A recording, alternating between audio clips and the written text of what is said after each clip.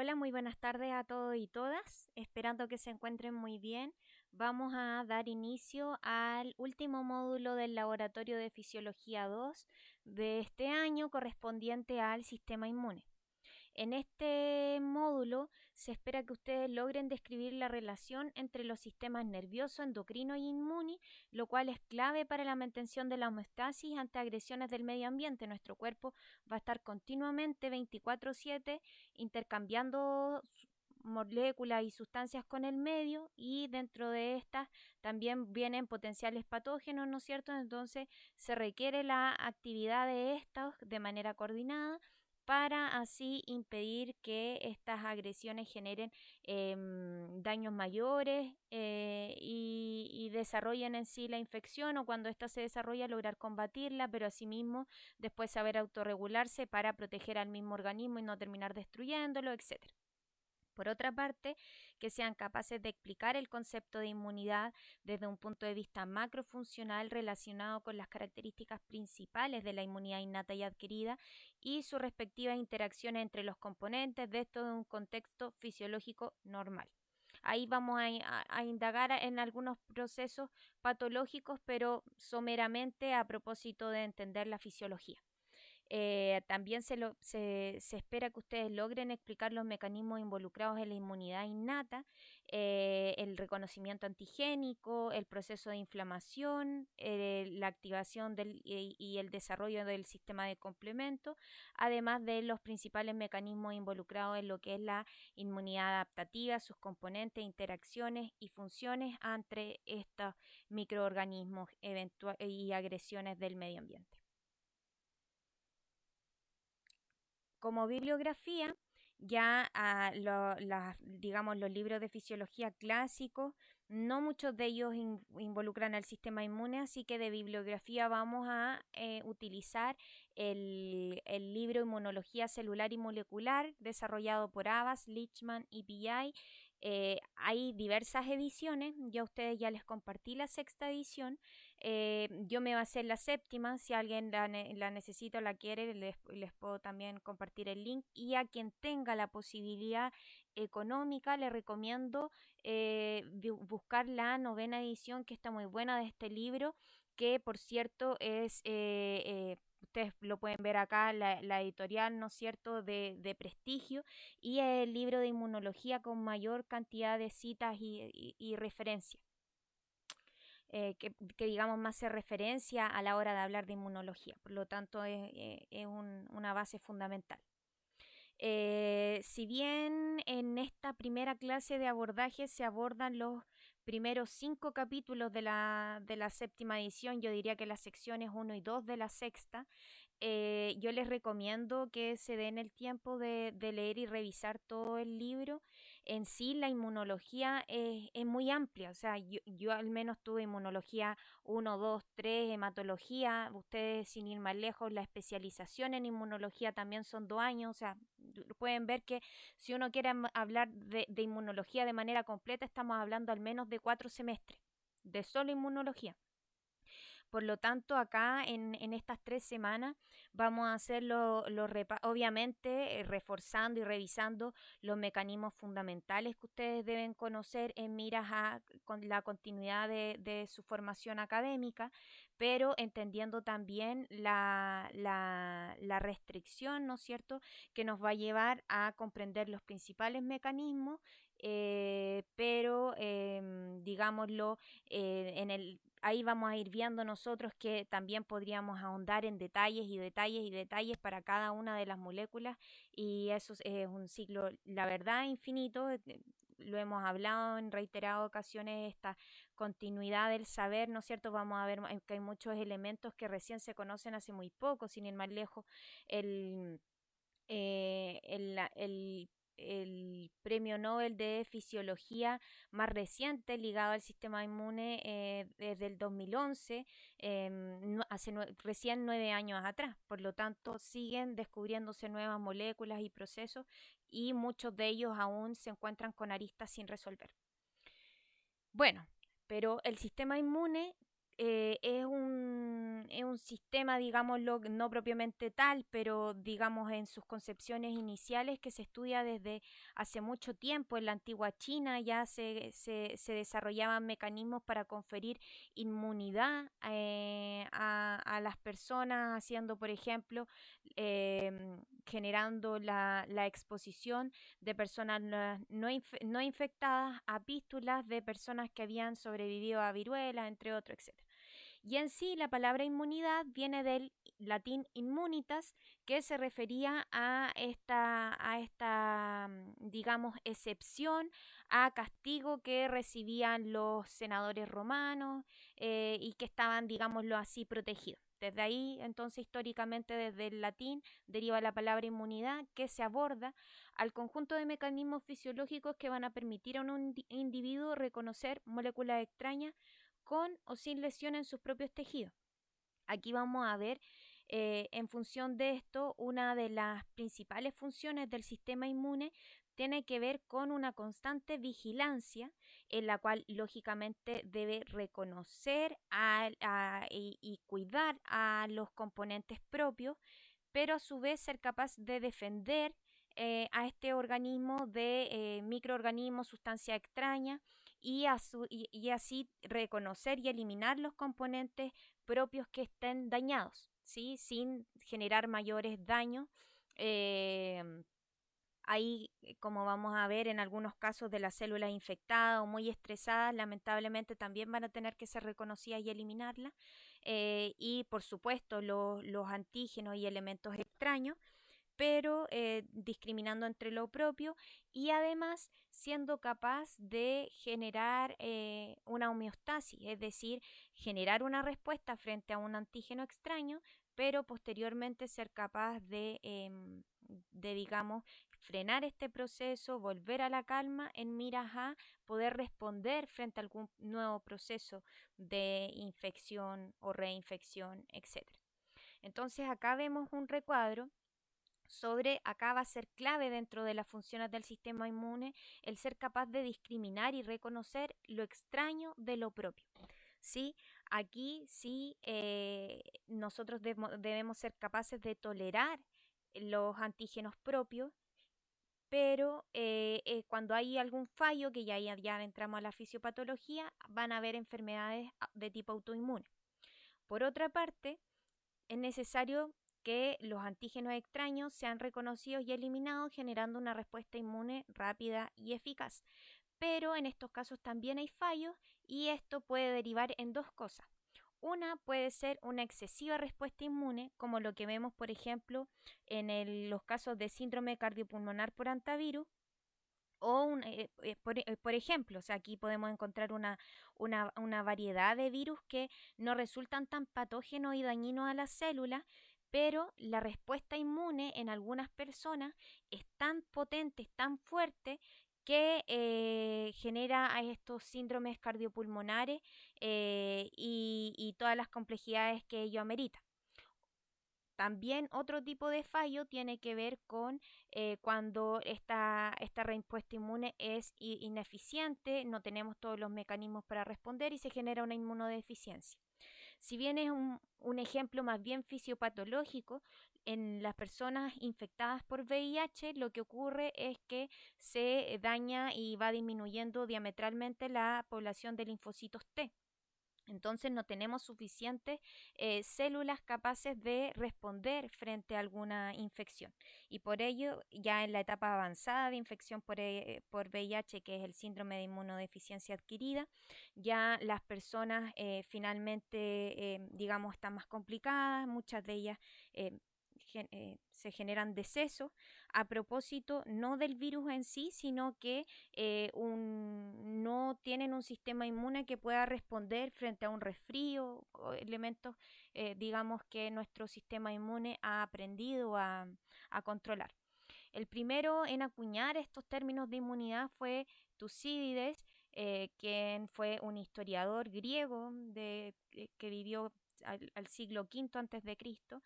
Si bien, como les decía, también hay otros elementos, digamos, anteriores que se conocen digamos, prácticas chinas para promover la inmunidad. En general, en la medicina occidental no se rescatan muchos elementos de la medicina oriental, y ahí también desde el punto de vista de la medicina, esto lo hago como, digamos, un paréntesis, hay hartos elementos ahí que son bien rescatables y que muchas veces se ven como medicina alternativa, pero si uno lo analiza desde un punto de vista más bien fisiológico y molecular, se da cuenta que hay puntos y ejes en común que son bien relevantes, o sea, elementos que se consideran, digámoslo, la acupuntura, digitopuntura, etcétera.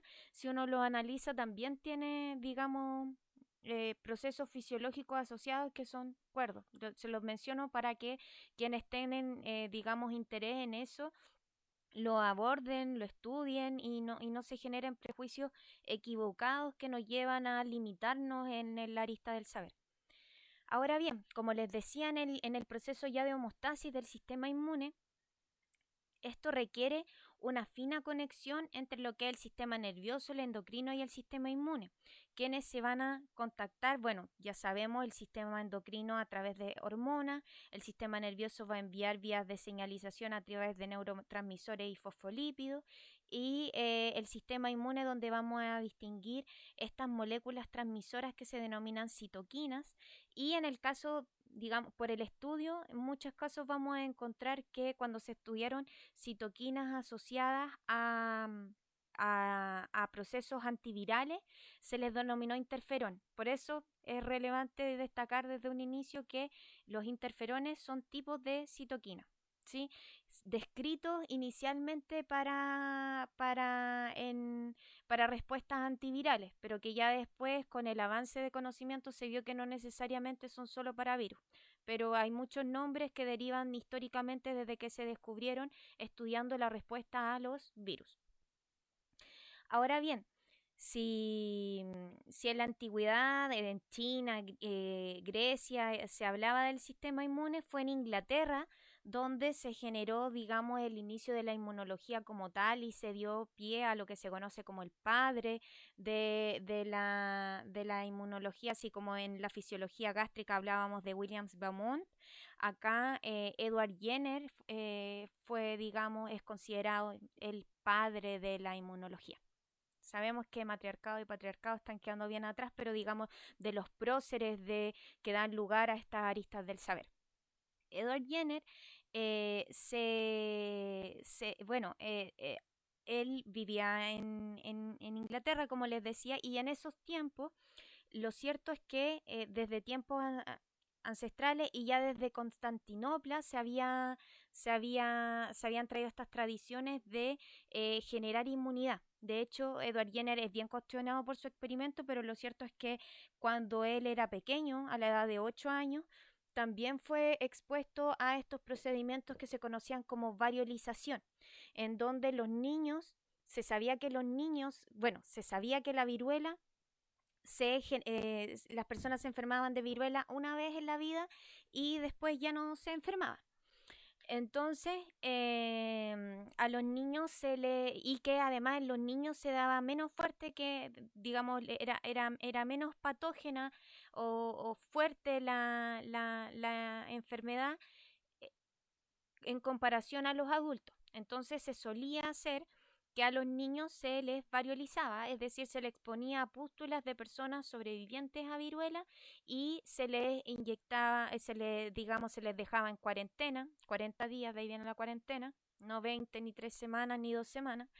Eh, entonces, eh, esto se había popularizado particularmente por una ley de una persona de alto cargo de la nobleza que había llegado, digamos, con esta, por así decirlo, moda desde Constantinopla, y había generado una variolización masiva en Inglaterra. ¿Y qué pasó? Que por esto había una infección descontrolada. Es como... acá, cuando se dijo en algún momento que mientras más personas se infectaran era mejor porque iba a haber después población de rebaño, digamos, ahí hubo un desastre a nivel mayúsculo y llevó a que más del 60%, estamos hablando más de la mitad de la población, estaba con viruela y de ella un 20%, o sea, estamos hablando de un quinto de la población moría a causa de esto y ya había fácil más de un año en la cual esta situación estaba desbordada. Entonces, Edward Jenner, que digamos, trabajado en el ámbito, trabajó en muchos ámbitos, fue bien variada su formación. De hecho, hay unos estudios interesantes del 2015 que abordan su trabajo desde una perspectiva más holística, por así decirlo. Su mentor era parasitólogo, etcétera, y él vio que las personas que trabajaban en la lechería de su granja sufrían una variante de viruela, pero que era más leve y después, como esto confería inmunidad, no se enfermaban. Y bueno, hoy día sabemos que es particularmente por una cepa, digamos, porcina de viruela que lograba infectar a los humanos a través de las vacas y que es menos patógena, digamos, que la cepa de viruela común que afectaba en ese entonces. Entonces él expuso a las pústulas de una mujer que trabajaba en la lechería que había sobrevivido, digamos, tenido los síntomas de viruela y ya se había recuperado. Y después a este niño lo expuso a la viruela y se demostró que había conferido inmunidad. Fue, como les digo, bien cuestionado este experimento. O sea, hoy en día es impensado un experimento así, pero lo cierto, como les digo, es que él a esa misma edad también había experimentado la variolización de una manera mucho más compleja. em, y en un inicio logró aceptación. Fue finalmente cuando ya Napoleón decidió vacunar a sus tropas que ya ahí, digamos, se reconoció y se tuvo, digamos, la población muestral suficiente para aceptar estos conocimientos. Y desde ahí el desarrollo de la inmunología va de la mano con el desarrollo de las vacunas.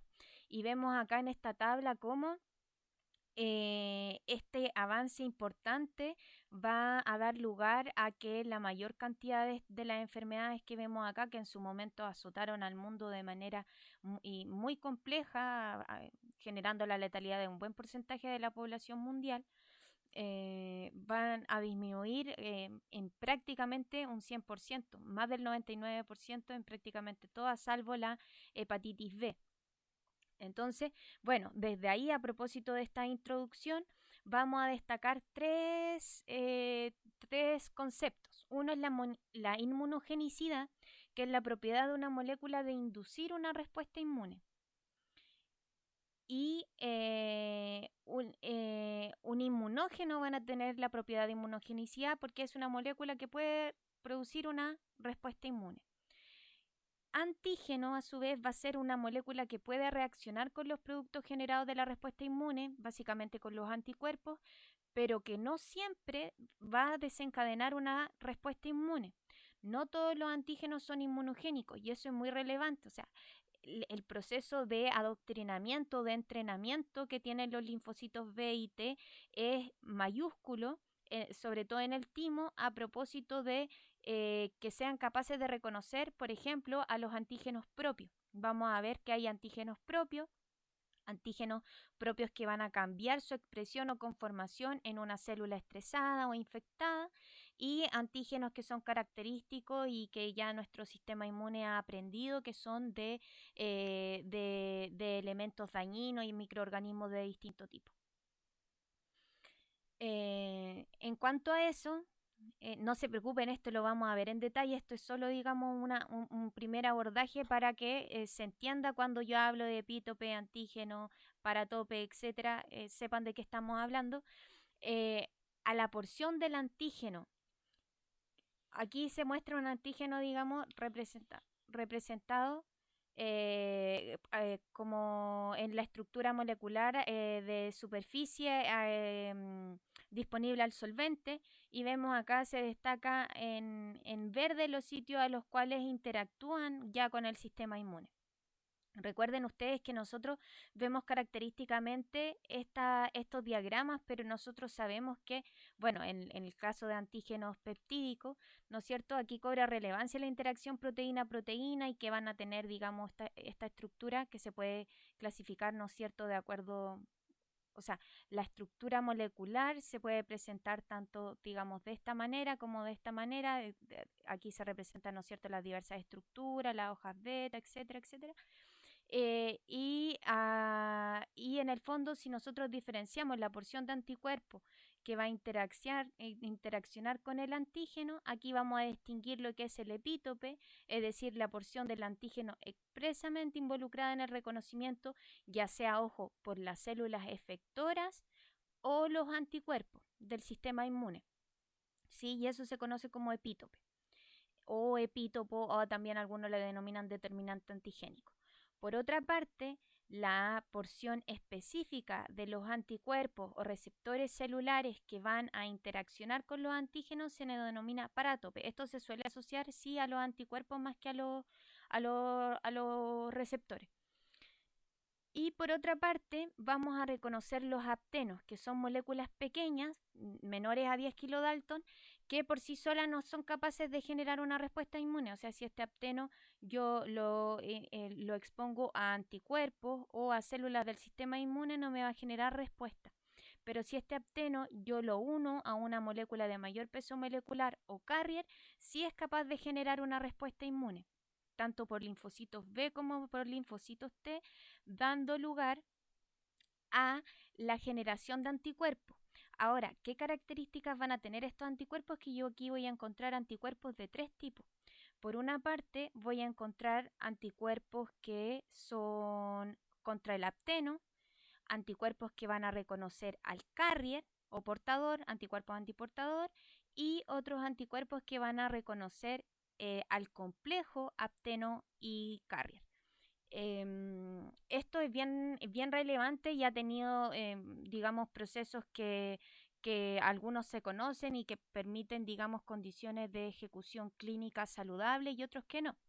Por ejemplo, el 2,4-dinitrofenol es un desacoplante de la cascada de electrones que se utilizó en algún momento para quemar las grasas. Pero ¿qué pasa? Que este 2,4-dinitrofenol es capaz de actuar con la albúmina. Entonces el 2,4-dinitrofenol, si se prueba, no genera una respuesta inmune, pero al unirse a la albúmina sí la genera. Y bueno, finalmente por todos los errores de este fármaco fue sacado del mercado porque un 10% de las personas que lo utilizaban morían.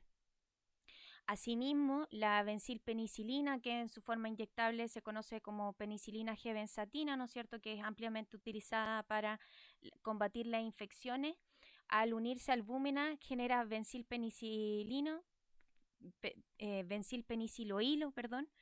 que es reconocido y puede gatillar en algunas personas esta alergia, ¿no es cierto? Y por eso hay personas que se dice que son alérgicas a la penicilina. Si bien nosotros no vamos a andar ahí, algo que ustedes pueden encontrar en la literatura tiene que ver con, no es correcto, pero lo mencionan algunos, que tiene que ver así con tolerógenos, que son antígenos que en algún momento generan respuesta inmune, pero después uno se va acostumbrando a ellos y dejan de generar, de suscitar esta respuesta inmune. Sobre todo esto ya se da en la niñez, etc. Ahora bien, ya avanzando hacia el sistema inmune y viendo las distintas respuestas frente a un patógeno, vamos a encontrar diversas barreras con las cuales un microorganismo se va a encontrar al momento de infectar nuestro cuerpo.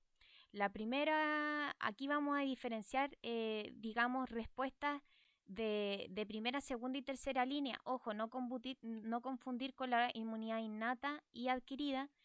Y estas nomenclaturas pueden tener diversas variantes, ¿sí? Ahora, en cuanto a las respuestas, primeramente va a actuar una respuesta innata, donde conocemos la inmunidad innata, que la vamos a ir detallando, pero es básicamente mecanismos inespecíficos que están, digamos, como barrera de defensa inicial y dispuesta antes de entrar en contacto con algún antígeno o patógeno. y ya después si la respuesta innata no es capaz de generar una respuesta, o la eliminación en sí del microorganismo, se genera una segunda respuesta que es la adquirida.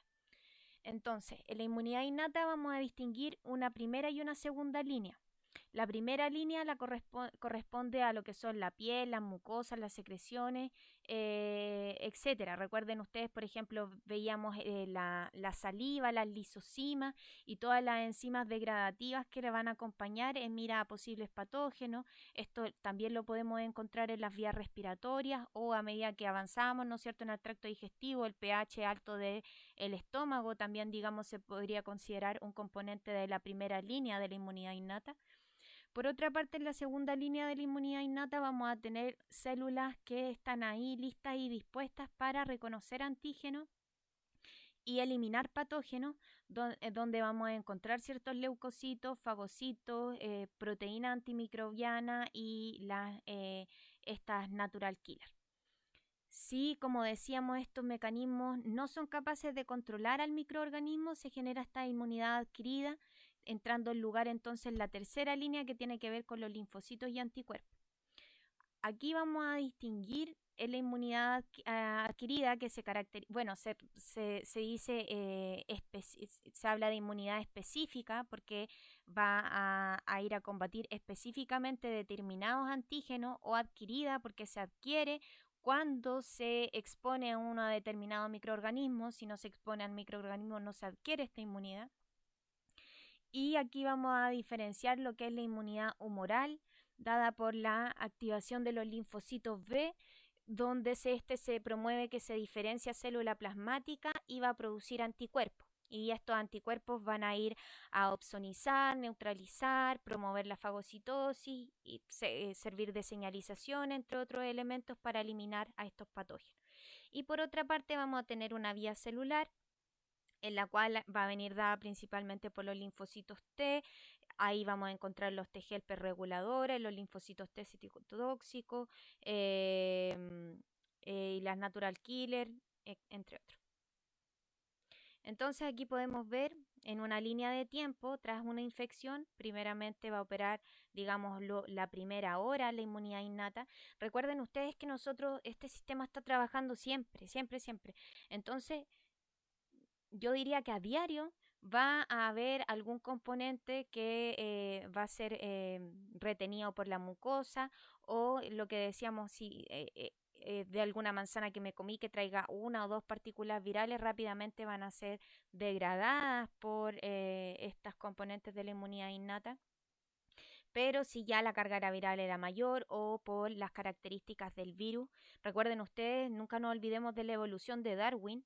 Nosotros, junto con que hay aún ciertas lagunas y vacíos del conocimiento en detalle de todas las moléculas del sistema inmune, también están en constante reformación y perfeccionamiento, a propósito de que los virus aprenden también de sus progenitores la respuesta inmune, y idean mecanismos para evadirla. Recuerden ustedes, sin ir más lejos, el coronavirus, que antes hubo brotes de SARS-CoV, después el MERS y ahora el SARS-CoV-2, que tienen que ver con mutaciones que van haciendo estos microorganismos para evadir la respuesta inmune y lograr las infecciones. Y asimismo el sistema inmune va aprendiendo de estos nuevos microorganismos y se van generando respuestas cada vez más complejas. De hecho, la respuesta adaptativa es característica de los vertebrados. Si bien todos los microorganismos multicelulares tienen inmunidad innata, los vertebrados son los únicos que tienen inmunidad adaptativa.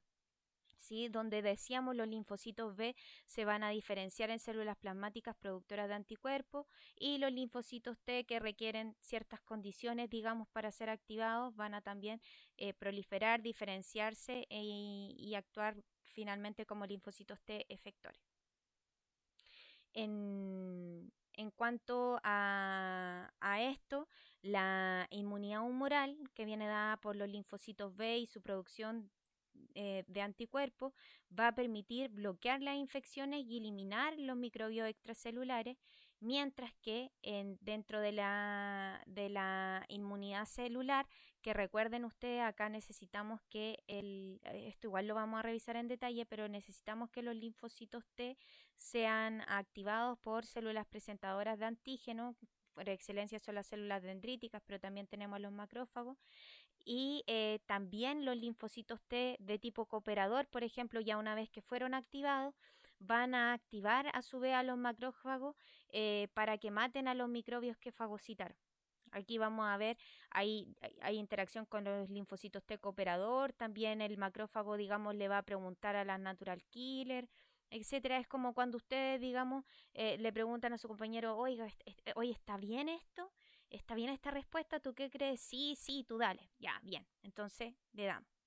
Y en este caso, mira, degradé a este antígeno, me parece extraño, creo que es un patógeno. Y el T cooperador le dice, sí, por supuesto. Por otra parte, los linfocitos T citotóxicos van a reconocer y van a provocar la destrucción de las células infectadas, eliminando así los reservorios de la infección.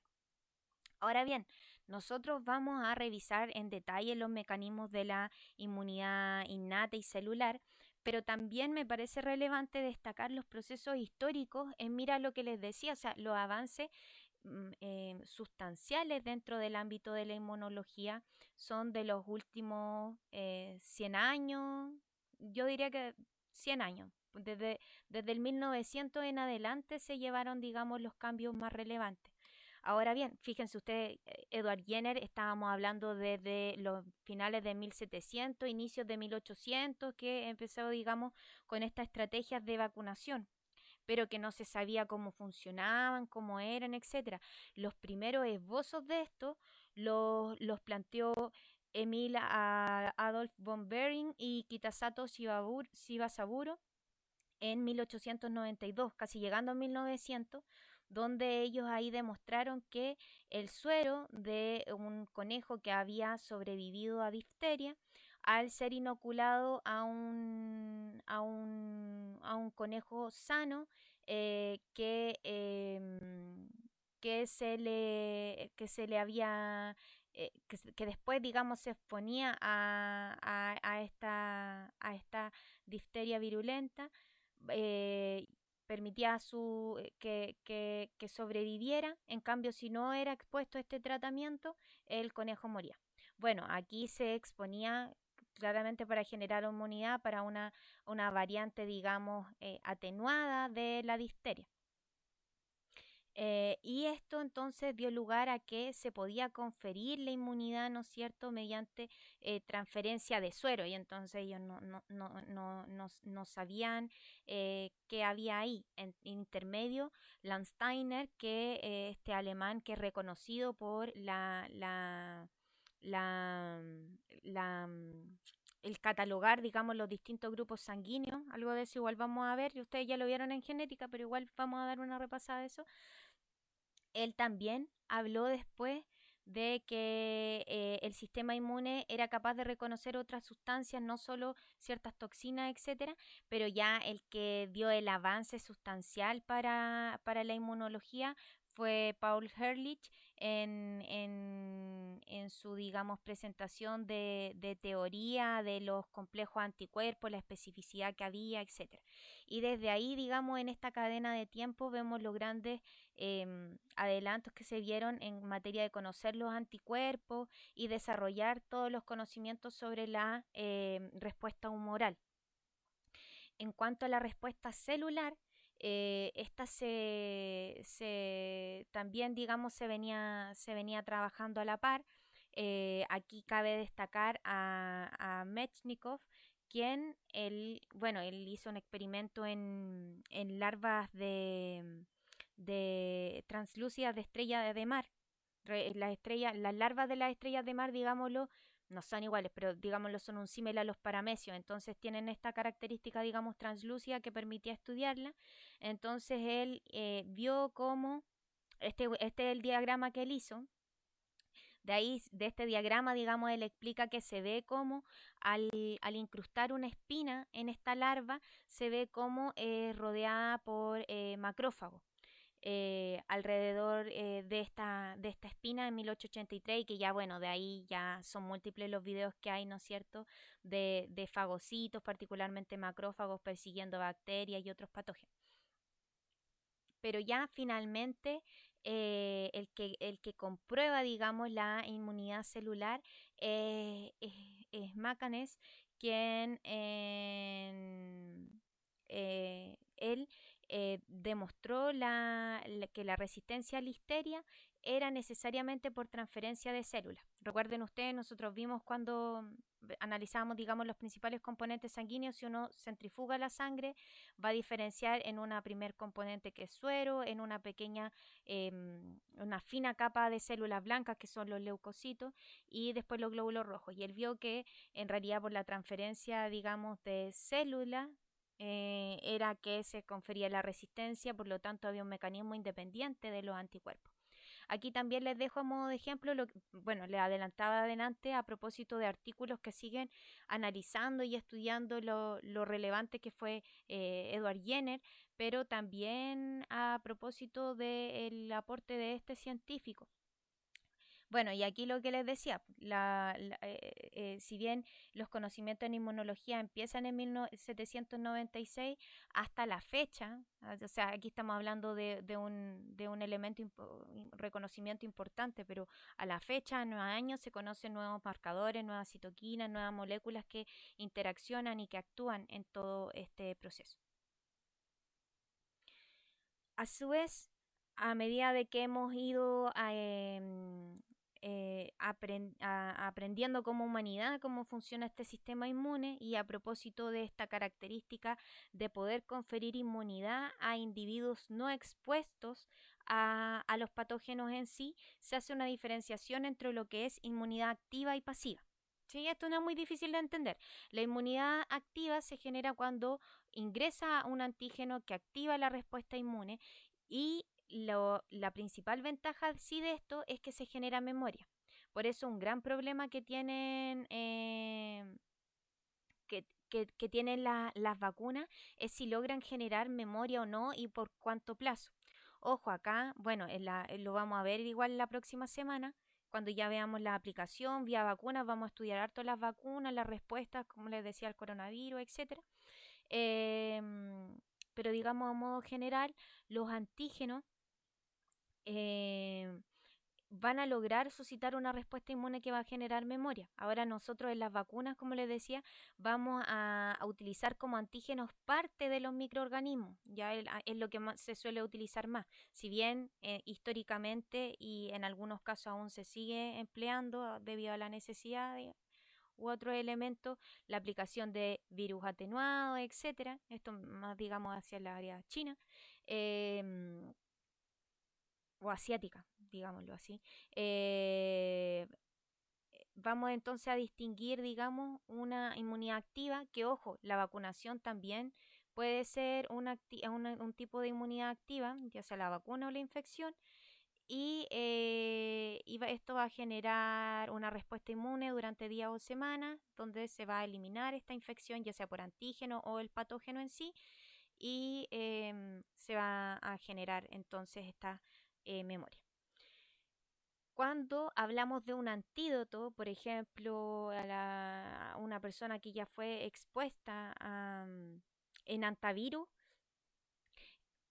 a ver, por normas bioéticas es bastante compleja y por eso no muchos médicos se atreven a hacerlo. Pero en algunos casos se ha descrito en la octava región, donde algunos médicos, digamos, fueron valientes, o en el sur de Chile, a propósito de las condiciones precarias, digamos, del sistema de salud, donde muchas veces personas expuestas a antivirus que se ve que van a tener un desarrollo complejo de la patología, se le inyectó anticuerpos de pacientes sobrevivientes a antivirus y logran controlar la infección y no generar, digamos, mayores problemas en sí.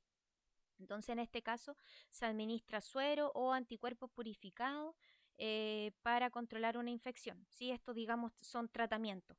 Ahí, ojo, porque cuando uno averigua, sobre todo en libros de farmacología o ligados a la industria, muchos hablan de formulación vacunal Y no siempre al hablar de formulación vacunal se distingue entre lo que es una vacuna de lo que es un antídoto. Así que ojo ahí. Entonces, bueno, la transferencia pasiva, digamos, de este suero o de estos anticuerpos va a permitir una recuperación, controlar la infección, pero a propósito de que no se activó el sistema inmune como tal, no va a generar una memoria. Aquí, bueno, el ejemplo inclusive que vimos acá de los primeros, digamos, tratamientos para difteria, también las primeras propuestas de vacunas para el tétano y la rabia provenían de antitoxinas bacterianas obtenidas en animales inmunizados. Ahora, cuando igual desarrollemos mayormente la composición de los anticuerpos, vamos a ver que si yo inyecto, por ejemplo, un anticuerpo de ratón en un conejo, voy a generar anticuerpos anti-anticuerpo de ratón, ¿sí? Por lo tanto, ahí esos anticuerpos tienen que sufrir procesos de humanización que se les llamaba, etcétera. Un ejemplo fisiológico normal de la inmunidad pasiva tiene que ver con la transferencia de ciertos anticuerpos. Ciertas inmunoglobulinas van a tener la propiedad de atravesar la placenta y, digamos, proteger al feto durante el embarazo, o inclusive en el calostro o en la leche materna, la madre también va a transferir anticuerpos al feto. En miras de esto también, a propósito de procesos de vacunación o de las distintas características antigénicas, inmunogénicas de un determinado antígeno, se han establecido ciertos factores que van a modelar el nivel de inmunogenicidad. Entonces aquí son útiles para la elaboración de vacunas, tanto para el control como potenciación de la respuesta inmune según lo que se desea, entre otros elementos. Entonces ahí se va a distinguir primero el carácter extraño del huésped. O sea, yo, por ejemplo, entre bovinos puedo, o acá lo que veíamos acá, entre los conejos, yo puedo administrar suero de conejo a un conejo, pero no puedo administrar albúmina de suero bovino, que se conoce como BCA, a un conejo. Voy a generar una respuesta inmunogénica muy exacerbada. Eh, entonces, lo más probable es que genere por esta respuesta inmunofiláctica la muerte de este conejo. ¿Sí? También va a influir la naturaleza química y la complejidad estructural. Hay, por ejemplo, en las proteínas, los antígenos de naturaleza proteica, que son los que suelen, digamos, estudiarse y utilizarse más dentro de lo que es el sistema inmune, va a incidir, digamos, la repetición de aminoácidos. Es decir, a mayor diversidad o complejidad de la estructura aminoácidica, va a ser mayor la inmunogenicidad. Por otra parte, mientras más, recuerden ustedes lo de los aptenos, a mayor peso molecular va a ser un mejor el inmunógeno. Y ahí, bueno, tiene incidencia esto del reconocimiento, pero también porque mientras mayor sea, más grande, digamos, sea este antígeno, lo más probable es que tenga mayor cantidad de epítopes. También va a actuar ahí la constitución genética del huésped y por supuesto las vías de administración o de ingreso del antígeno. Recuerden ustedes, veíamos ya sin ir más lejos en el sistema inmune cómo se degrada las proteínas, los lípidos, los hidratos de carbono antes de ingresarlos, por lo tanto desde ahí que se desdibuja que las vías de administración oral no son las más adecuadas, ¿no es cierto?, cuando nosotros queremos administrar una vacuna. Y ahí va a incidir entonces la vía de administración, las dosis y por supuesto los adyuvantes y los coadyuvantes empleados, que ojo, ahí se suele, digamos, o histórica, esto ha cambiado por suerte en el último tiempo, pero se solía, digamos, analizar los adyuvantes a coadyuvantes como estas moléculas, digámoslo, el símil en las comidas que mantienen, digamos, estable para que no se degraden tan rápido, etcétera, preservantes. Pero ahí, a propósito de la interacción con apteno, etcétera, también tienen rol en la inmunogenicidad Y tampoco nos podemos olvidar de la patogenicidad que puedan generar algunos ayudantes. En eso ahí siguen siendo controversiales algunas vacunas, inclusive algunas de ellas aún disponibles en los mercados, algunas de ellas en el mercado, algunas de ellas inclusive que hoy día son los tipos de vacunas que se utilizan en el sistema público de salud, donde hay personas no necesariamente que están en contra de la vacunación, pero sí contra los tipos de vacunas, a propósito, por ejemplo, de algunas los niveles de mercurio asociadas a generar autismo en los niños, etcétera. O sea, hay un degradé bastante interesante. Ahora también, sin apartarnos, digamos, mucho del sistema inmune, cabe de relevancia para el debate, para que ustedes analicen qué tan qué tanta es la libertad que puede tener una familia o una madre sobre el control de vacunación. En miras, por ejemplo, al coronavirus, eh, eh, bueno, el COVID-19, ¿sí? ¿Se entiende cuando digo coronavirus? Hablo del SARS-CoV-2. En miras a que encuestas han revelado que cerca de un tercio de la población no se vacunaría si no es, digamos, obligatorio. Se reconoció mundialmente y históricamente que es generar esta, digamos, población de rebaño inmunizada que va a disminuir la carga viral, disminuye digamos, ayuda al control de estas infecciones a nivel poblacional macro. Pero asimismo, hemos visto rebrotes de tuberculosis, por ejemplo, en Estados Unidos, no a propósito de lo que todos siempre sacan de la migración, que es posible, digamos, en países que no tienen protocolos de vacunación excesivos, pero ahí tiene que ver con una limitación socioeconómica. Me refiero ahora por ejemplo, el caso eh, de niños que han tenido ciertos brotes, supongamos, de tuberculosis a propósito de que no se han vacunado y ellos generan cepas infección, pero recuerden ustedes en este proceso de evolución dan lugar a que los virus puedan mutar. Y eso da lugar a lo que decíamos, por ejemplo, en el caso del coronavirus, que primero hubo un brote de SARS-CoV, después de MERS, después de SARS-CoV-2, que es básicamente un tipo de coronavirus que va cambiando su estructura, etcétera, la estructura en particular de estas diversas proteínas. Eh, y entonces pueden generar nuevas cepas a los cuales los niños vacunados no son inmunes, generando rebrotes, ¿sí? Entonces ahí hay otro tema de la biopolítica que incide, por suerte, en la medicina. Bueno, volviendo ya a la inmunología, también utilizando como ejemplo esta partícula de coronavirus, vamos a diferenciar los epítopes. Recuerden ustedes, ya lo vimos al inicio, los epítopes son las porciones de antígeno que son capaces de interaccionar con el sistema inmune. Y aquí vamos a tener diversos epítopes que van a también modelar la respuesta inmunogénica. Hay epítopes que van a estar expuestos, por ejemplo, las proteínas de superficie o epítopes ocultos. Se ha hablado mucho de la relevancia o aproximación que puede tener proteínas, digamos, del core o del núcleo del coronavirus, que en realidad son epítopes ocultos. O sea, los linfocitos B, por ejemplo, no van a poder llegar y reconocerlos. Se necesita digamos, a priori, en la inoculación con el virus, un procesamiento que lo van a hacer los macrófagos, células dendríticas, entre otros.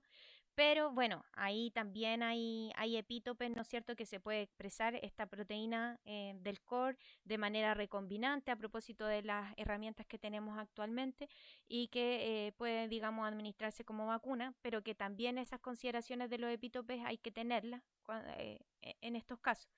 A su vez, hay epítopes que van a ser conformacionales, es decir, van a depender de la estructura que tengan para generar esta respuesta inmune, o epítopes lineales que suelen ser cadenas pequeñas de unos 5 a 6 aminoácidos y lineales que son reconocidos por el sistema inmune. Ahora bien, ya terminando, digamos, de esta primera etapa introductoria de lo que es la inmunidad innata y adaptativa, vamos a tener diversas características. Primero, la inmunidad innata va a reconocer patrones comunes de microbios y patógenos. Por lo tanto, se habla de que es más bien una respuesta inespecífica. Algunos en la bibliografía más antigua hablan de inmunidad innata o inespecífica. A propósito de esto, ya que en la adaptativa vamos a ver que se van a generar, se va a promover la diferenciación de determinados linfocitos que sean capaces de reconocer los antígenos. Y que esta va a ser, digamos, selectiva para distintos antígenos microbianos y no microbianos. Por lo tanto, va a ser mucho más, como decía, específica. La diversidad de la inmunidad innata, por ende, va a ser limitada y va a ser codificada por la línea germinal, reconociendo predominantemente los patrones asociados a patogenicidad, que se conocen como PAMPs, y los patrones asociados a daño también. Eh, Mientras su diversidad es limitada, en la respuesta adaptativa va a ser una gran diversidad donde esto va a venir dada principalmente gracias a que los receptores se van a producir por recombinación somática de segmentos génicos. Ya la otra semana, cuando revisemos los modelos de histocompatibilidad, la inmunoglobulina y los procesos de ahí de formación, vamos a ver cómo los distintos mecanismos que permiten rearreglo que van a permitir, por ejemplo, de que un gen pueda también expresar diversas proteínas. La inmunidad innata, a propósito de que no requiere interacción con un antígeno, va a estar ahí, digamos, como esta primera y segunda línea listas y dispuestas en caso de, son como los guardianes, la seguridad, ¿no es cierto? Los guardias de seguridad que van a estar ahí atentos a cualquier cosa. La adaptativa reacciona cuando ya se demostró que hay algún antígeno dando vuelta, algún antígeno, digamos, desconocido, algún patógeno. Y obviamente, sí, tanto en los componentes de la inmunidad innata como de la adaptativa deben ser capaces de discriminar lo propio de lo ajeno. Y bueno, esto ya lo hablábamos, los principales componentes, lo vamos a detallar después, así que no nos vamos a complicar con eso. A propósito de la diversidad, lo decíamos, en la inmunidad innata van a reconocer patrones comunes asociados a distintos microbios. Ahí van a destacar los receptores de tipo TOL, los receptores para N-formilmetionil, los receptores de manosa, lo que se conocen como receptores basureros. Ya ahora vamos a ver después la adaptativa, que van a tener distintas moléculas que van a interaccionar y distintos anticuerpos y distintas células para interaccionar con los distintos patógenos. Y aquí van a destacar los receptores, los TCR, los BCR, etc. Y eso ya después lo vamos a ir viendo en detalle. Entonces, la inmunidad adaptativa, después vamos a estudiar bien lo que son la expansión clonal que se lleva a cabo a propósito de su activación con antígenos. Ya, bueno, la inmunidad natural, innata o inespecífica, de acuerdo a las características que hemos estudiado, se dice que es inespecífica porque, como bien decíamos, es igual para cualquier antígeno extraño. No solo, digamos, van a tener receptores comunes, sino que el patrón por el cual se va a responder a estos antígenos también va a ser común. Y que van a constituir una serie de mecanismos preparados antes de contraerse la infección y que están listos para responder con rapidez una vez que ésta se produce. Y ahí vamos a distinguir el epitelio, las enzimas de secreciones, los interferones, las barreras epiteliales y las células fagocíticas, que ahí vamos a distinguir los neutrófilos, los eosinófilos, el sistema monocito macrófago, los mastocitos, la natural killer, entre otros. y la relevancia que tienen ahí ciertos receptores como los receptores tipo TOL, el sistema de complemento y bueno, no olvidar la flora bacteriana. Ya algo vimos asociado al sistema digestivo como por mecanismos de ciertas bacterias que habitan en la flora, por ejemplo en la flora intestinal, ellas mismas van a eliminar a ciertas bacterias que son patógenas porque a ellas tampoco les conviene, digamos, que colonicen su hábitat. Eh, en cuanto a las características de la respuesta inmune adaptativa, posee una alta especificidad que asegura una respuesta inmunitaria a un antígeno específico. Además va a ser biodiversa porque hay una amplia población de linfocitos que no van a ser iguales, van a ser todos distintos, que van a estar respondiendo a una variedad de antígenos. Se habla de que fácilmente logran reconocer, imagínense ustedes, hasta 10 a la 9, algunos hablan hasta 10 a la 11 determinantes antigénicos distintos. Va a generar un proceso de memoria que va a aumentar la capacidad de combatir infecciones repetidas y que en muchos casos va a eliminar la posibilidad de reinfección, como lo que veíamos de la viruela, la peste cristal, entre otras patologías que son, digamos, características por dar en la niñez y que en realidad se recomienda, digamos, que ojalá los niños, si es que, digamos, se infectan, sea en la niñez, porque en la adultez es más complicado. Y a propósito de eso, de tener una amplia variabilidad, pero de que cuando se reconoce a un antígeno en particular, se logre una respuesta eficaz a él, se genera lo que se conoce como expansión clonal, que también de ahí lo vamos a revisar en detalle, pero que es donde un linfocito que reconoce un antígeno en particular que está, digamos, actualmente en el organismo y que es necesario eliminar, se multiplica dando lugar a múltiples, digamos, proliferando, generando entonces con esto lo que se conoce como expansión clonal y con ello generar una respuesta altamente específica y, y efectiva para eliminar los microbios.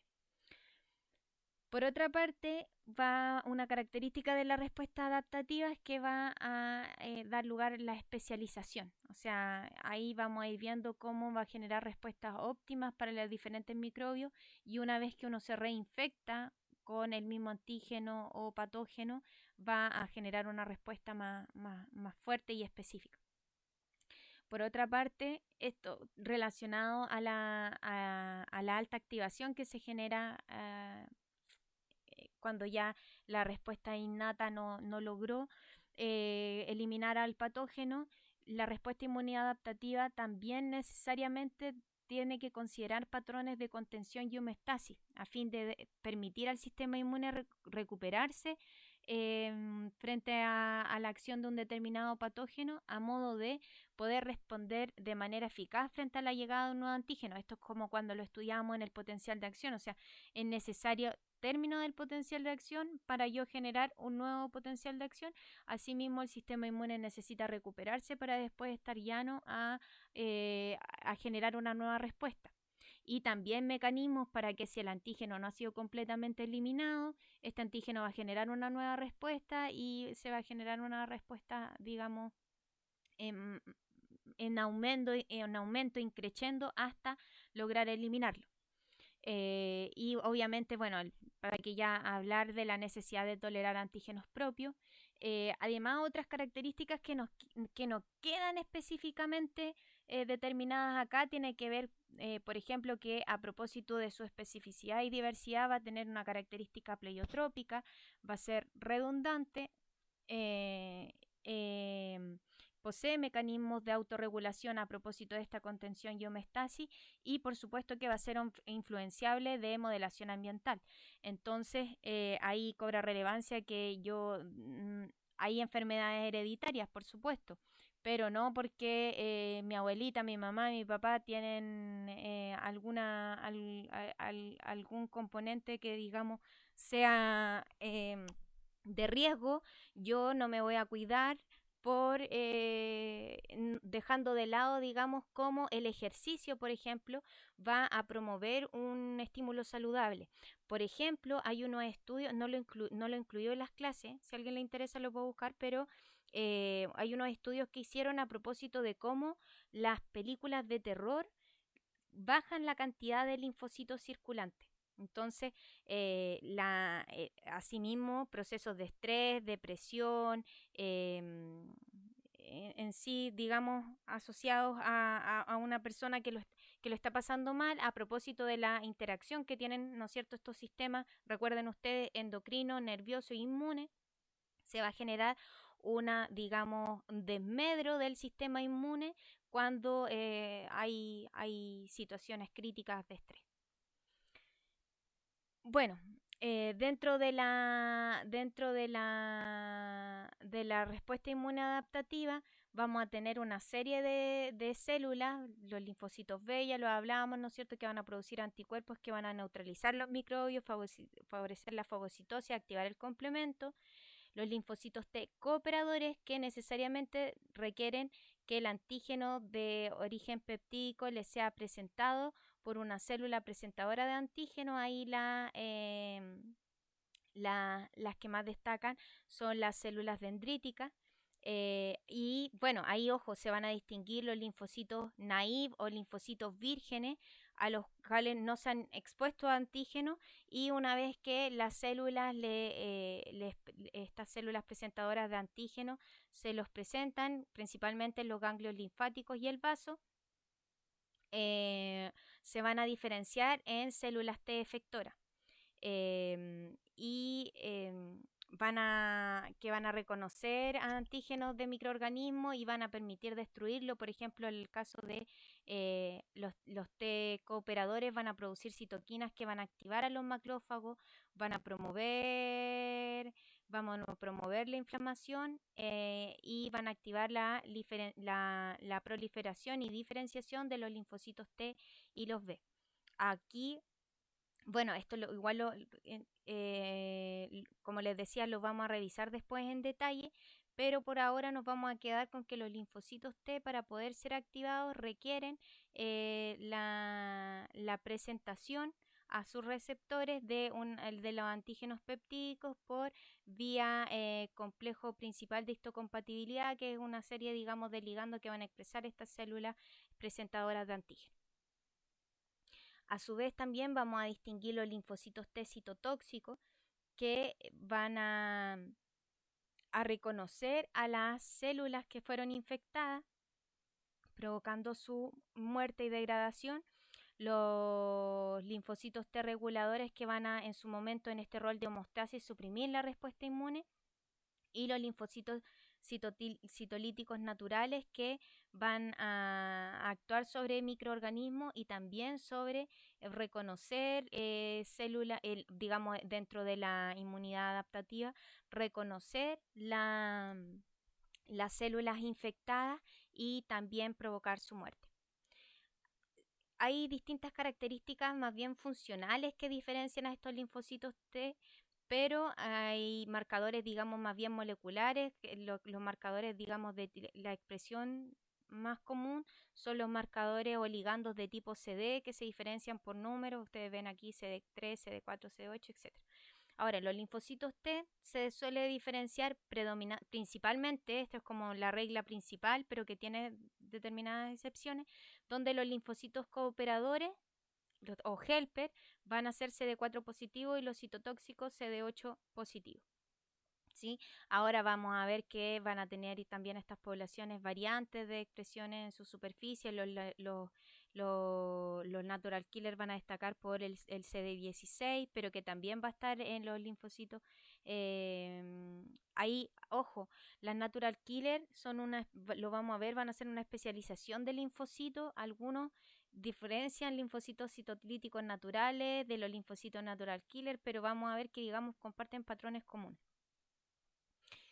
Y la diferenciación viene dada a propósito de que cada vez conocemos mejor las moléculas las que actúan, entonces la diferenciación de subtipos celulares es cada vez mayor.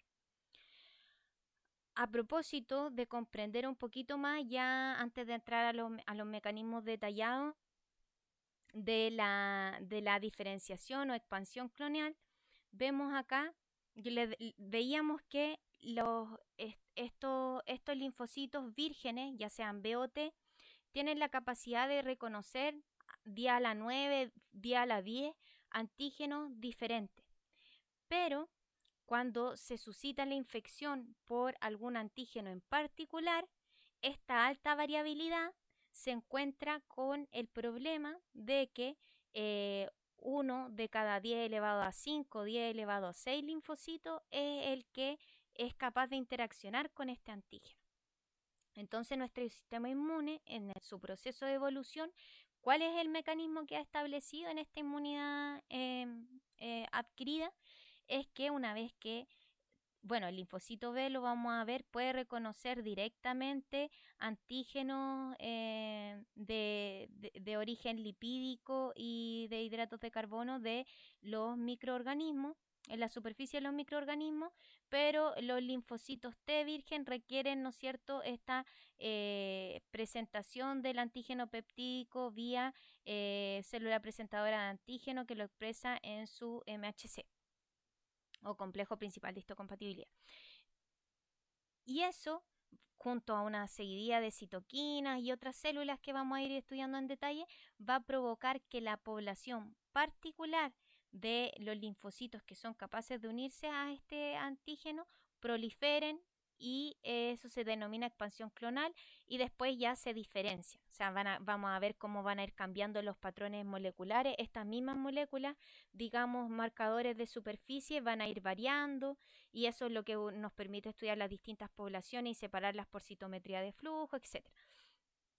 Y se van a ir diferenciando los linfocitos B en células plasmáticas productoras de anticuerpos y los linfocitos T en T efectores que van a interactuar en conjunto para eliminar el antígeno.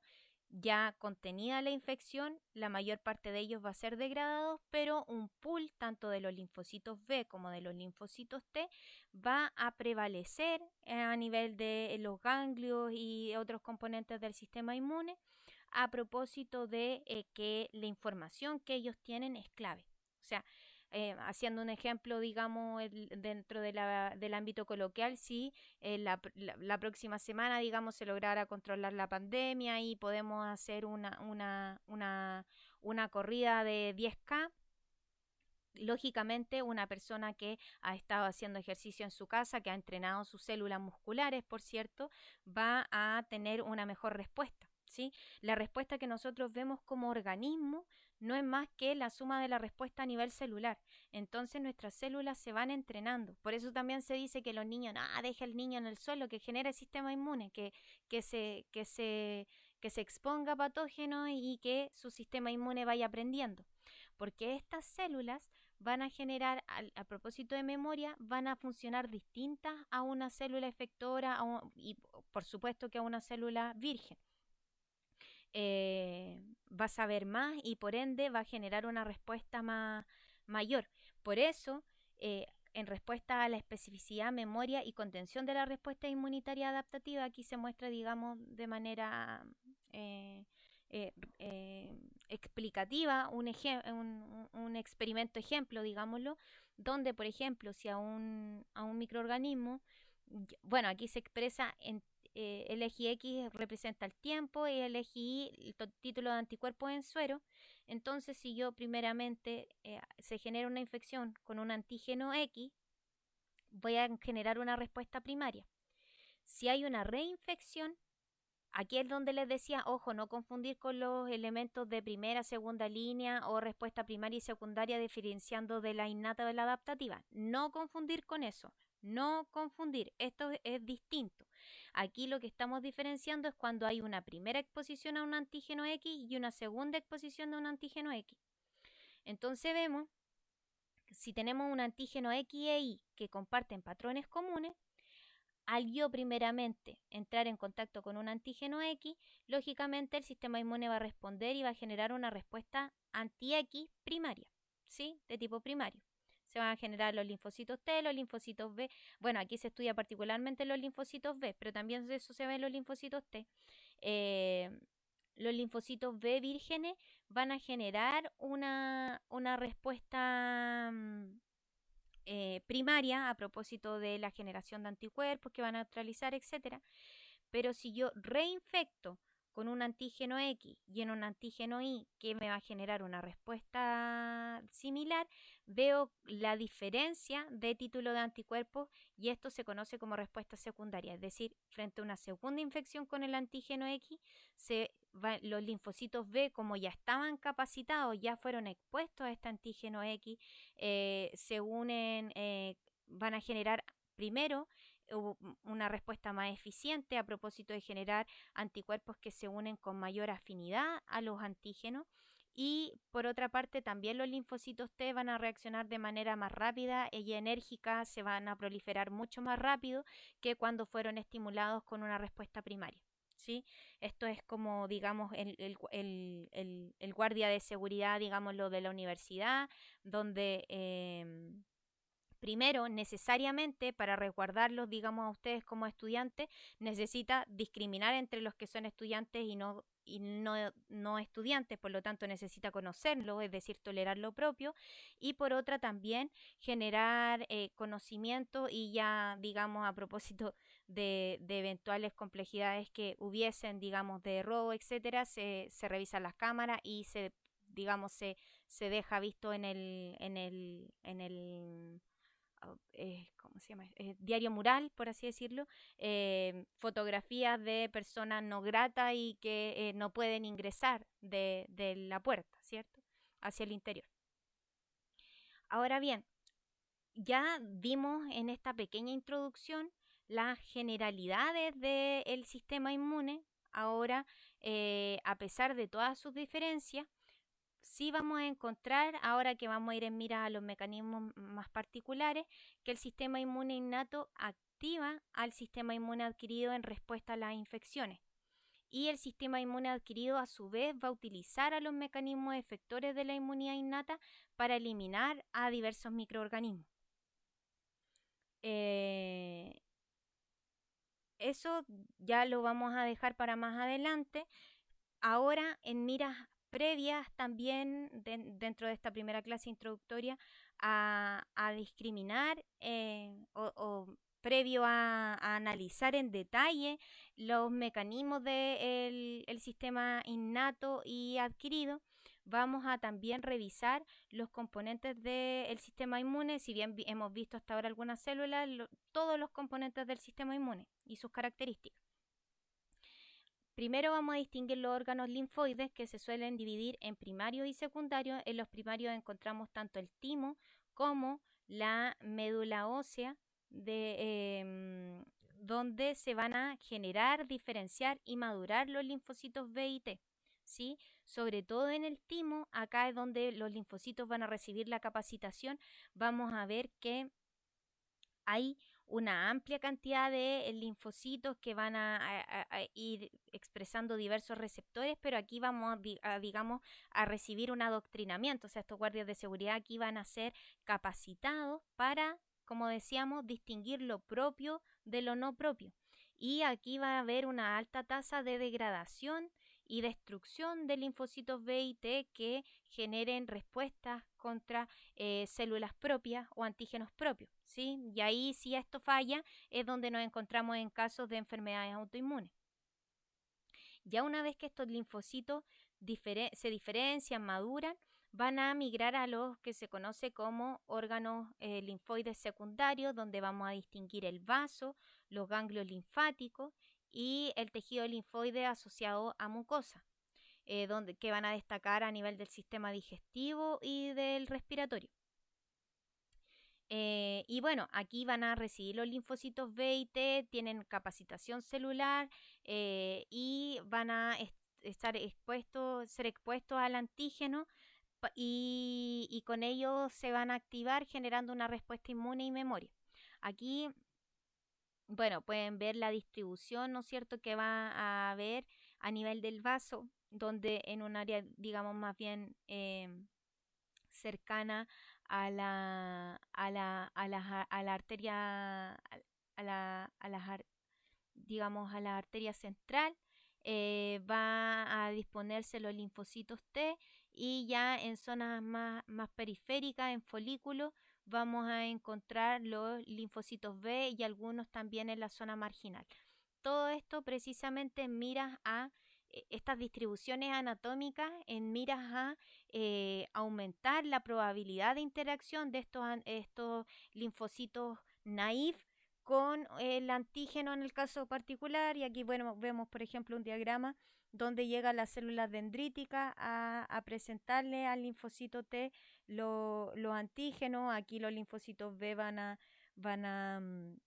van a producir, también podrían, digamos, detectar algún microorganismo que haya llegado a los ganglios linfáticos y así se genera una respuesta.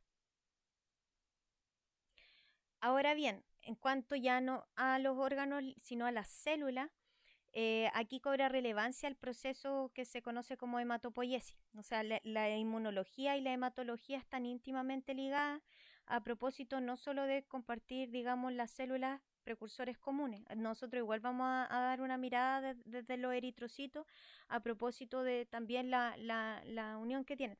El punto es en la médula ósea a propósito de células stem cell hematopoyética. No sé, recuerden ustedes que dentro de la célula madre tenemos células madres totipotenciales, multipotenciales, entre otras. Ah, totipotenciales, multipotenciales y pluripotenciales, ¿sí? Entonces, de un progenitor mieloide común, vamos a, por ejemplo, a propósito de, aquí esto es un diagrama, digamos, resumen. Yo aquí incluí varias figuras porque hay algunas que incluyen algunas cosas, otras que no. Porque no hay ninguna que pueda involucrar todo, tampoco se entendería a propósito de aquí una seguidilla de citoquinas, interleuquinas y otras hormonas elementos de señalización que van a venir a controlar la diferenciación de células. Pero finalmente, de un precursor mieloide común, van a diferenciarse finalmente los eritrocitos, los megacariocitos que dan lugar a las plaquetas, los macrófagos, los neutrófilos, los eosinófilos y los basófilos. Y de los precursores linfoides se dan lugar a los linfocitos B, los linfocitos T y estos linfocitos T natural killer, que ya digamos, se diferencian a tal nivel que se habla generalmente de natural killer en sí.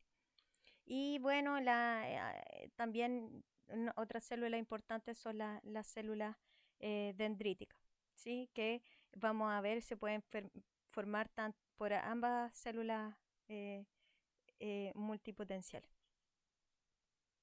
Bueno, aquí también les dejo otro diagrama a propósito de lo mismo, va mostrando de manera más detallada los cambios que acá se suscitan.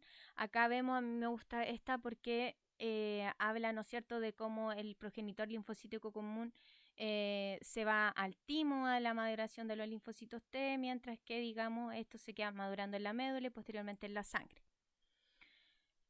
Ahora bien, a propósito de los fagocitos, que digamos son las células especializadas en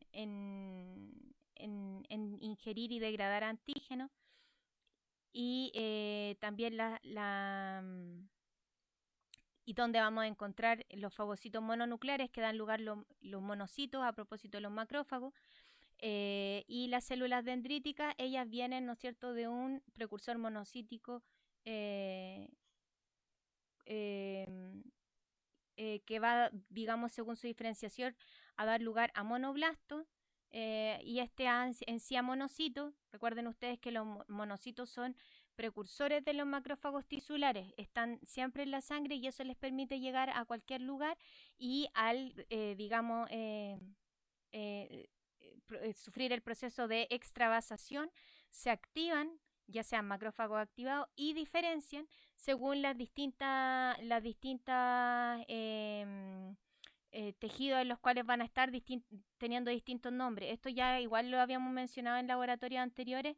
Las microglias, por ejemplo, son macrófagos del sistema nervioso central, las células de Kupffer del hígado, macrófagos alveolares en los pulmones, osteoclastos son formas de macrófagos diferenciados en los huesos. Aquí también les dejo otros, por ejemplo, las células asinoviales, los histiocitos, son otras formas de macrófagos especializados en los tejidos. Ojo, en ciertos tejidos y también los macrófagos activados, a propósito de desplazarse rápidamente, van a desplazarse por vías linfáticas. Y esto, digamos, permite que los macrófagos estén en una alta cantidad de tejido y también junto con este rol, digamos, de fagocitar, van a liberar citocinas que van a potenciar el reclutamiento de otros monocitos, de otras células del sistema inmune y favorecer los procesos de angiogenia y fibrosis. Las células dendríticas, por su parte, van a estar también en casi todos los tejidos. Lo vamos a estudiar predominantemente por ser digamos, el gol estándar, digamos, la estudiante estrella de presentación de antígenos, ¿sí?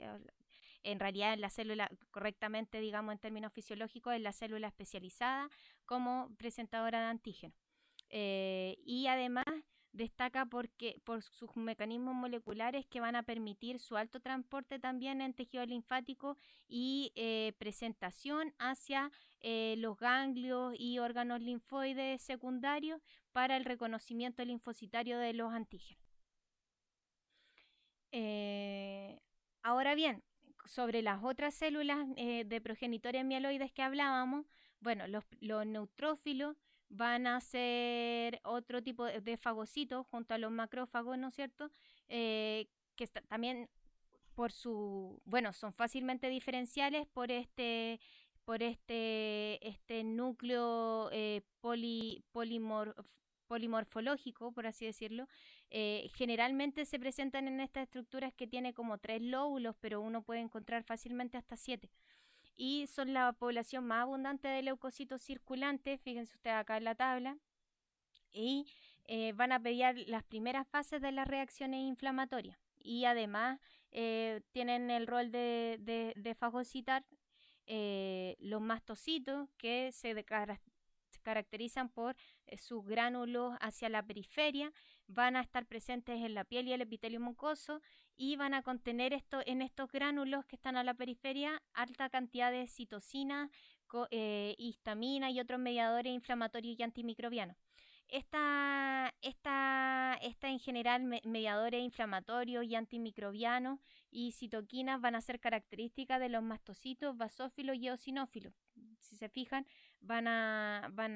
que le van a dar estas características y que en conjunto por eso se denominan granulocitos.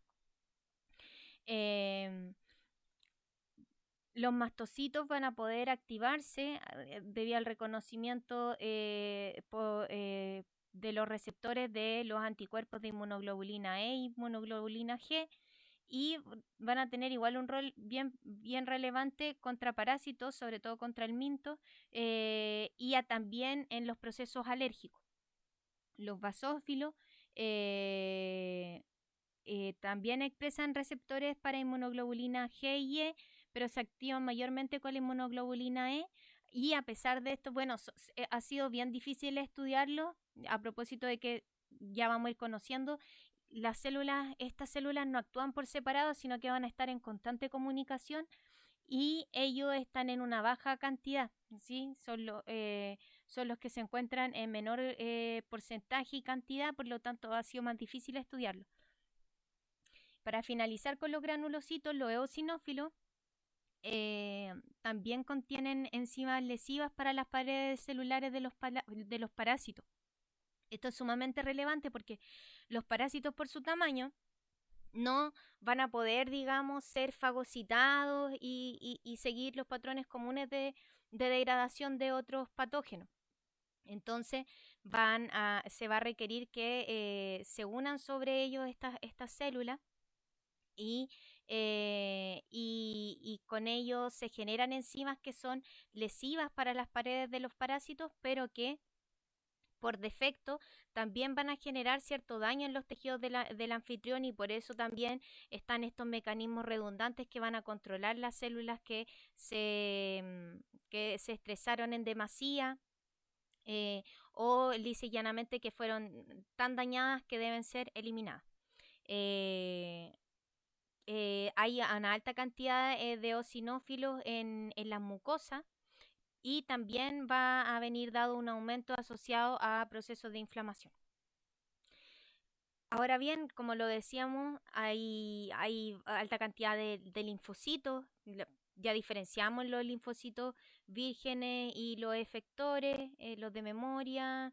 Esto creo que, digamos, les dejo la tabla también para que ustedes revisen mayores características, pero esto hasta ahora lo revisamos. Asimismo, no solo vamos a encontrar diferencias en cuanto a los marcadores de superficie, sino diversas características morfológicas. Por ejemplo, los linfocitos activados efectores que se van a encontrar con la maquinaria celular en su máxima expresión para eliminar los patógenos van a tener un citoplasma mucho más grande versus los linfocitos virgen o aquellos que se encuentran en memoria por si hay una reinfección, etcétera. Ahí ustedes también, digamos, en la tabla pueden analizar los patrones de migración, lo de la morfología ya lo decía. Bueno, los linfocitos B, esto lo vamos a estudiar también la próxima semana en miras a cómo van a cambiar los patrones de expresión de anticuerpos, de receptores. Hay la inmunoglobulina M, hay una variante que va a estar ligada a los linfocitos B, etcétera, y la inmunoglobulina D, que lo cual va a cambiar cuando estos se activan, etcétera. Entonces ya integrando los diversos elementos de lo que es el sistema inmune, decíamos, los linfocitos B y T que se reproducen, digamos, y en la médula ósea y el timo y ahí digamos, crece y digamos en la pubertad inmaduros se van ya vía sangre linfa a se mantienen en estos torrentes y en contacto con los también órganos secundarios o órganos linfáticos periféricos como son los ganglios y el vaso y el MALT, no se olviden, van a estar concentrados acá pero también recirculando. Y en caso de adhesión a los antígenos, bueno, se van al foco de lesión. Aquí vemos un detalle de esto, ¿no es cierto? En el caso de que hay una entrada de microorganismos infecciosos o antígenos ambientales. Recuerden ustedes la gente que es alérgica al polvo, etcétera. Se va a las células dendríticas mayormente, que lo decíamos, se especializan en tomar estos antígenos, degradar estos microorganismos y rápidamente movilizarse vía linfático a presentarlo a los linfocitos vírgenes, activándolos, van a generar entonces la respuesta adaptativa y con esta activación activar todos los mecanismos para la migración de células efectoras y el transporte hacia los sitios de infección, tanto de los anticuerpos como de las células efectoras. Esto es bien relevante. Aquí hay mecanismos que cada vez se conocen con mayor detalle, donde van a cobrar relevancia las selectinas, ciertos ligandos como integrinas, que van a permitir la extravasación, es decir, el reclutamiento de estas células, o en este caso el leucocito, en este caso un neutrófilo, ¿no es cierto?, hacia el espacio intersticial de donde hay algún foco de infección. Aquí no solo va a variar en cuanto a la expresión de ciertos tipos de receptores, sino la conformación que ellos van a tener. Por ejemplo, en la integrina, que es uno de los ligandos más estudiados, vemos cómo va a tener una conformación que se llama inclinada, es decir, de baja afinidad, y ahí, ojo, de baja afinidad a inclusive no tener disponible el sitio de unión que permite la extravasación de estas partículas del sistema inmune a cuando ya el endotelio fue activado por presencia de patógeno y por ende se expresa esta integrina en alta afinidad y o sea, digamos, se cambia la conformación y se promueve la extravasación. Vamos, bueno, siempre característicamente en esta se habla de selectina e integrina, pero lo cierto es que va a haber una familia de diversas selectinas y una familia de diversas integrinas que van a estar asociadas a la distribución de distintas moléculas, tanto en la activación del endotelio como, ¿no es cierto?, en la expresión de lo de los distintos componentes del sistema inmune. Entonces, en los neutrófilos, monocitos, linfocitos T, cuando no están activados, cuando están, digamos, dando vueltas, haciendo este circuito de vigilancia, van a expresar van a mantener esta integrina, digamos, de baja afinidad, mientras que cuando ya están activados va a suscitarse un cambio conformacional. A su vez se van a suscitar cambios a nivel del endotelio. Recuerden ustedes que se necesita la unión de estos ligandos, tanto digamos del propio de las células del sistema inmune como del endotelio mismo, que les permite interaccionar para sacarlo. El reclutamiento, digamos, de estas células del sistema inmune a los focos de lesión.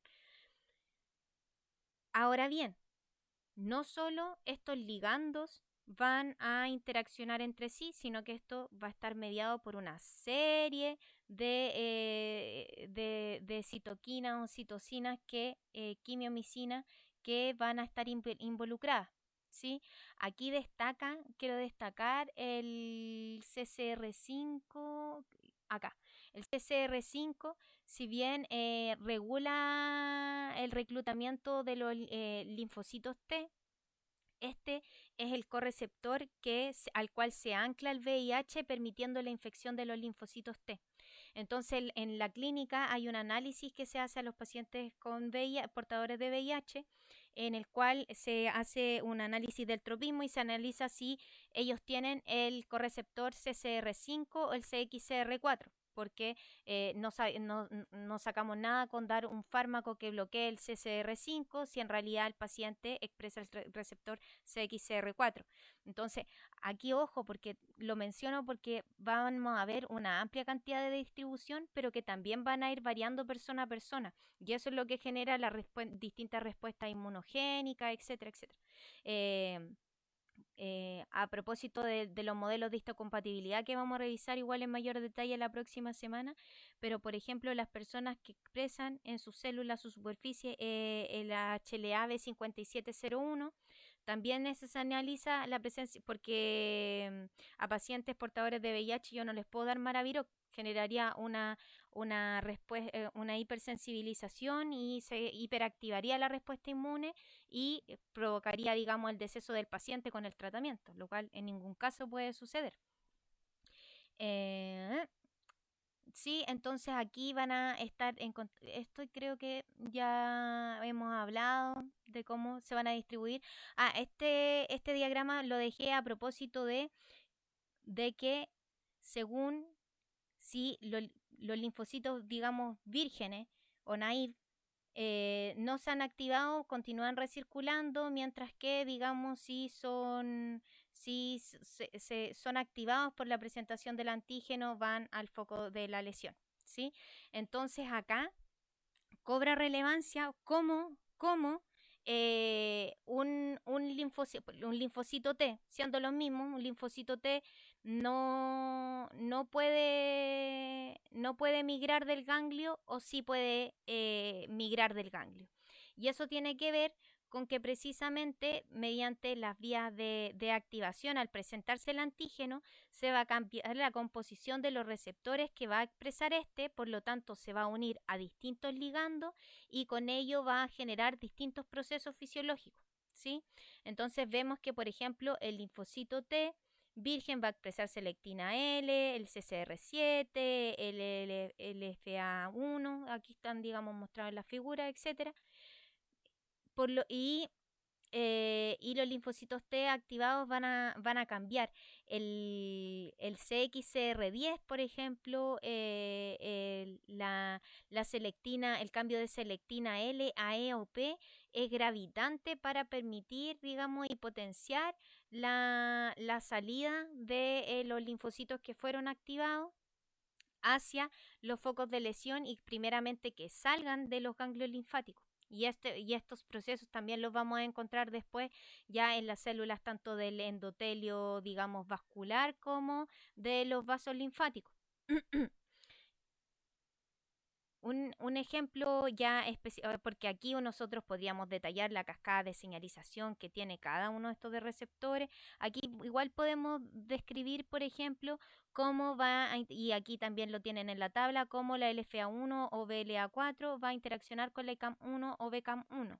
El CCR5, que es este receptor que decíamos del cual se ancla el VIH, se va a unir al CCL4, entre otros.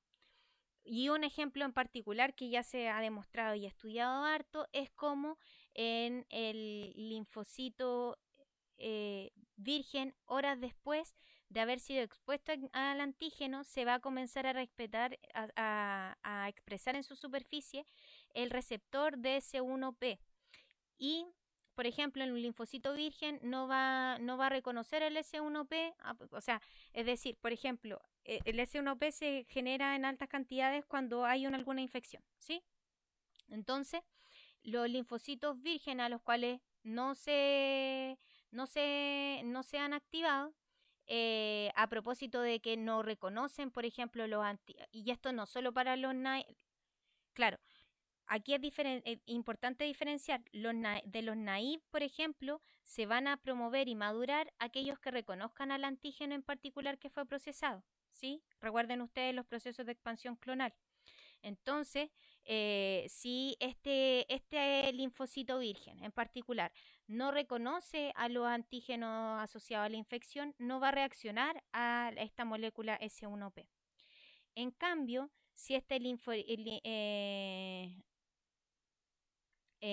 este linfocito T fue activado porque reconoce al antígeno, ya fue, digamos, activado eh, hace harto tiempo o en algunos días luego de su activación, va a ir increciendo los niveles de expresión del receptor de S1P. Entonces, al ser capaz de interaccionar con esta molécula, se va a promover su salida del ganglio, ¿sí?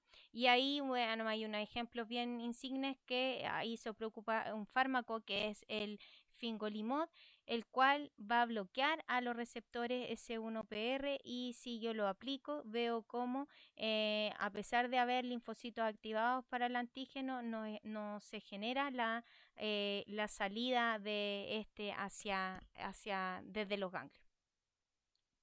Entonces esta molécula ahora se descubrió hace bien poco, pero se ha ampliado su, digamos, uso y análisis, ¿sí? Ahora bien, para ya en función del tiempo, yo creo que hasta acá vamos a ver un poco de detalle a propósito de que si bien no es una molécula en sí del sistema inmune, los linfocitos, a propósito de lo que ya vimos de venir de un precursor mieloide común, con estas células también se suele estudiar asociado a ellas, vamos a estudiar algunos elementos. Primero, bueno, en el proceso de eritropoiesis, donde cobra de relevancia la eritropoyetina, que es una hormona que ya estudiamos, se va a promover la diferenciación de células madre, ¿no es cierto?, del homocistoblasto en eritrocitos que van a ir cambiando la estructura, la morfología, fíjense ustedes, cómo el eritrocito de a poco, o sea, estas células de a poco se van especializando para llegar finalmente a los eritrocitos que se especializan en la movilización de oxígeno vía su asociación a hemoglobina, ¿cierto? Y remoción de CO2. Y ya finalmente, inclusive para abolcarse en esta tarea, pierden su núcleo y lo cual, ¿no es cierto?, a propósito también de interacción con varias proteínas, le da su estructura característica y que sabemos tiene una vida media de 120 días. A propósito de las proteínas, aquí vamos a encontrar que ellas cumplen amplia relevancia fisiológica. A nivel de membrana, más del 50% de las membranas, más del 50% de la membrana son proteínas y prácticamente la otra mitad es de lípido, pero hay un 10% de hidratos de carbono. Ahora, la importancia fisiológica de los eritrocitos lo cumplen mayoritariamente las proteínas, no solo la eritropoyetina, sino que también, por ejemplo, la espectrina, eh, que va a estar en la superficie citosólica y que va a mantener la estructura integral del eritrocito, pero permitiéndole, digamos, tener una estructura más bien moldeable, lo cual le va a permitir, por ejemplo, atravesar por los pequeños capilares sin, digamos, que eso se destruya.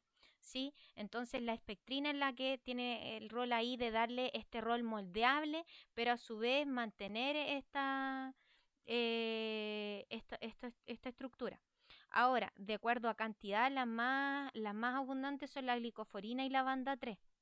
La glicoforina A tiene la relevancia de ser la responsable de adosar carga negativa a la superficie y en general al eritrocito, lo cual impide que, digamos, los eritrocitos interaccionen a priori en sí, de por sí, entre ellos y generando coágulos, etcétera. Entonces tiene esa importancia fisiológica. La banda 3, bueno, va a ser un importante transportador de iones y va a dar estabilidad al eritrocito a propósito de que permite a la célula anclarse, digamos, a las proteínas que están bajo la membrana, entonces también va a tener un rol estructural bien importante. De hecho, la esferocitosis hereditaria se asocia a mutaciones de esta proteína, llevando a, bueno, como dice el nombre, ¿no es cierto?, a glóbulos rojos que no tienen esta estructura característica, sino que son más bien de tipo esférico y que eso impide el correcto transporte de oxígeno, ¿sí? Bueno, a propósito del sistema de sanguíneo, ¿no es cierto? Recordar que de acuerdo a los antígenos que expresan en su superficie los eritrocitos, se establecen los distintos grupos sanguíneos. El grupo 0 solo expresa la fucosiltransferasa, que no es antigénica, mientras que el grupo A expresa N-acetilglucosamina transferasa, además de la fucosiltransferasa. Por lo tanto, si yo traspaso sangre de una persona grupo A un grupo 0, el sistema inmune de estas personas, digamos, que se conocen como dadores universales, van a generar una respuesta inmune contra estos glóbulos rojos digamos, la misma respuesta inmune termina matando a la persona. Provocando su deceso. Esto se estudió mayormente en las guerras mundiales, a propósito del que se vio esto en la transfusión de soldados, y ahí se aprovechó, digamos, de estudiar con ellos en miras a, bueno, este soldado se transfundía o se moría, ¿sí? Y algunos no resultaba el tratamiento. El grupo B, además de la fucosiltransferasa, va a generar galactosa transferasa, y que también puede ser reconocida. Y bueno, los AB, que son los receptores universales, no le podrían dar a nadie porque expresan los tres, bueno, este antígeno no inmunogénico. Hay en realidad más que antigénico, es no inmunogénico. Recuerden ustedes las definiciones que vimos de antígeno y inmunógeno. Eh, pero lo relevante es que el grupo 0, si bien presenta esta sustancia H, esta no tiene características inmunogénicas, por lo tanto no va a suscitar una respuesta inmune, y por eso se le puede, digamos, dar sangre del grupo 0 al grupo AB, B o A. Y los grupos AB también pueden recibir sangre del grupo A porque su sistema inmune en el adoctrinamiento, ¿no es cierto?, en esta especialización, aprendió a reconocer los antígenos A como propios, a los antígenos B como propios. Lo mismo sucede cuando hablamos del sistema RH. ¿sí? Básicamente es si se expresa o no lo que se denomina como gen D o antígeno y que permite la expresión del antígeno RH. Cuando una madre es RH negativo y tiene un hijo RH positivo, no se generan mayores problemas en el embarazo, pero en el parto, parte de la sangre del hijo va a pasar a la madre, generando con ello una respuesta inmune asociada a malestar en la madre que recién, digamos, experimentó el parto, pero además su sistema inmune va a generar inmunoglobulina G anti-RH y eso va a quedar en las células de memoria. Yo sé que esto lo vimos en genética, pero lo cierto es que ahora ya comprendiendo los factores del sistema inmune no es más fácil entenderlo y por qué ahora sí se genera la memoria. Em, entonces, en el caso de un segundo hijo, cuando está generando, digamos, efectuándose los primeros meses del embarazo, se arriesga la hemólisis de sangre del hijo a propósito de que se van a activar esas células de memoria y lo van a, digamos, a comenzar a atacar anticuerpos IgG anti-RH. Eh, y en miras a prevenir esto es que ahora, tras el parto, entonces a la madre se le aplica una vacuna RH que permite la hemólisis de los glóbulos rojos del hijo antes de que el sistema inmune responda y por ende no se genera memoria. Bueno, ahí les dejo algunos elementos. Estos parámetros, recuerden ustedes, siempre van variando y van a depender también de la técnica que se utiliza, pero ahí también les dejo parámetros comunes de hemoglobina, hematíes y hematocritos para que puedan revisar. Ya, tenía más clase preparada, pero en función del tiempo, ya la próxima semana vamos a revisar los componentes específicos de la inmunidad innata, los receptores tipo TOL, los Node-like receptor, la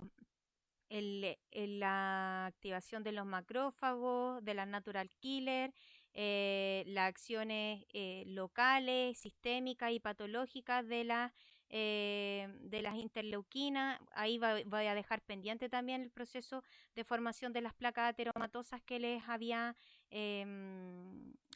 comprometido.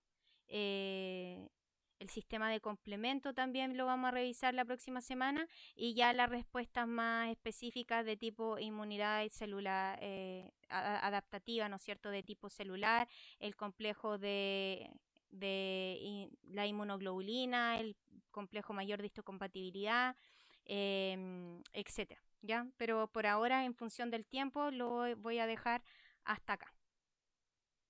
Nos vemos la próxima semana. Que tengan buena tarde.